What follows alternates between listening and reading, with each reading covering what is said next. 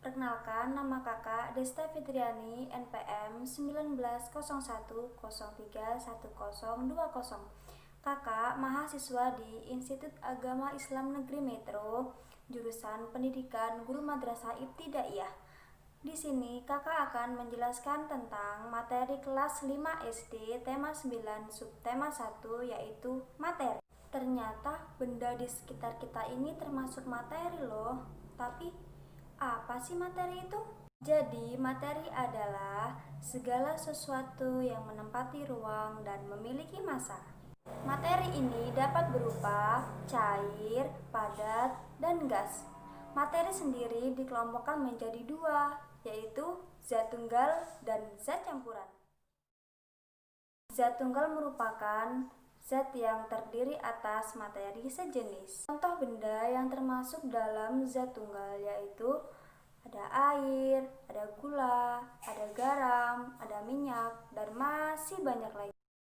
Sedangkan zat campuran adalah zat yang terdiri atas beberapa jenis materi. Campuran dapat dibedakan menjadi dua, yaitu campuran homogen dan campuran heterogen.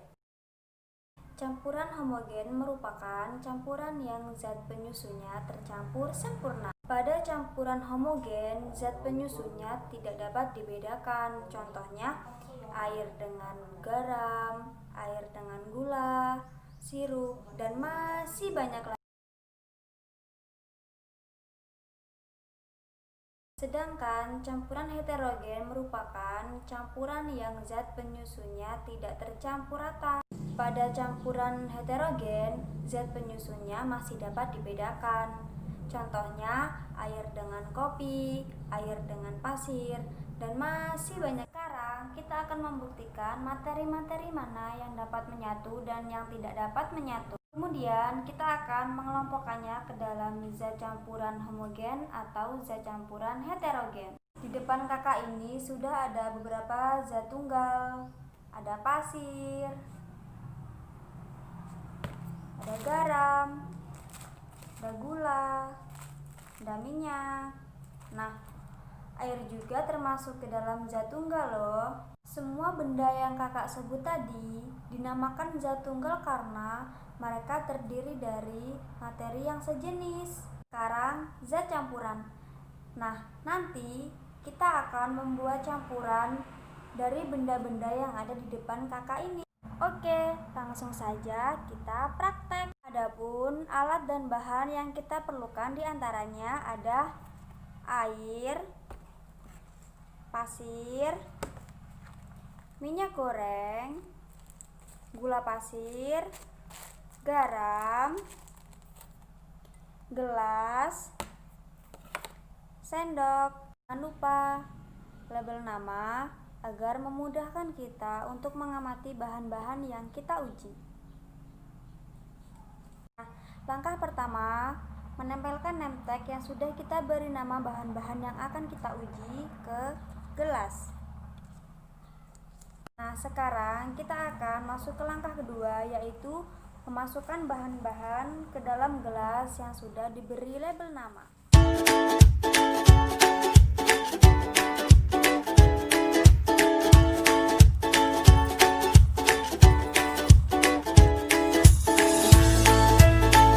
Langkah ketiga, memasukkan air ke dalam gelas yang sudah diisi bahan-bahan.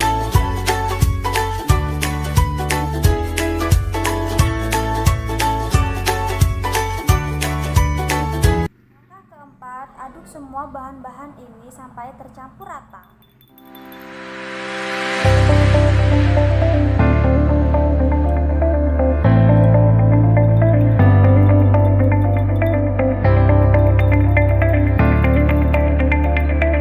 Kita tunggu beberapa menit untuk mengamati apakah ada endapan atau tidak dari bahan-bahan yang sudah kita campurkan. Kemudian nanti kita akan bandingkan mana yang termasuk ke dalam zat campuran homogen dan zat campuran heterogen. Setelah menunggu beberapa menit, kakak akan menjelaskan bahan-bahan yang ada di depan kakak ini yang telah dicampur dengan air. Campuran yang pertama ada campuran air dan gula. Pada campuran gula ini, campurannya tercampur merata. tidak ada endapan di bawahnya. Maka campuran gula ini adalah termasuk ke dalam campuran homogen. Yang kedua, campuran air dan garam. Pada campuran garam ini, campurannya tercampur merata, tidak ada endapan di bawahnya. Maka campuran air dan garam termasuk ke dalam campuran homogen. Yang ketiga, ada campuran air dan pasir. Pada campuran pasir ini, campurannya tidak tercampur merata, ada endapan di bawahnya. Berarti campuran pasir ini termasuk ke dalam campuran heterogen. Nah, yang terakhir sekarang campuran air dan minyak. Pada campuran minyak ini, campurannya tidak tercampur merata, walaupun tidak ada endapan di bawahnya, tetapi campuran air dan minyak ini termasuk ke dalam campuran heterogen. Jadi, kesimpulannya, campuran air dan garam, air dan gula termasuk ke dalam campuran homogen karena di bawahnya tidak ada endapan dan campurannya tercampur merata. Kemudian untuk campuran air dan pasir, air dan minyak termasuk ke dalam campuran heterogen karena ada endapan dan campurannya tidak tercampur merata. Nah, untuk lebih jelasnya, kalian bisa melakukan percobaan ini di rumah masing-masing ya. Semoga ilmu yang kakak bagikan bermanfaat untuk kita semua. Kakak akhiri, wassalamualaikum warahmatullahi wabarakatuh.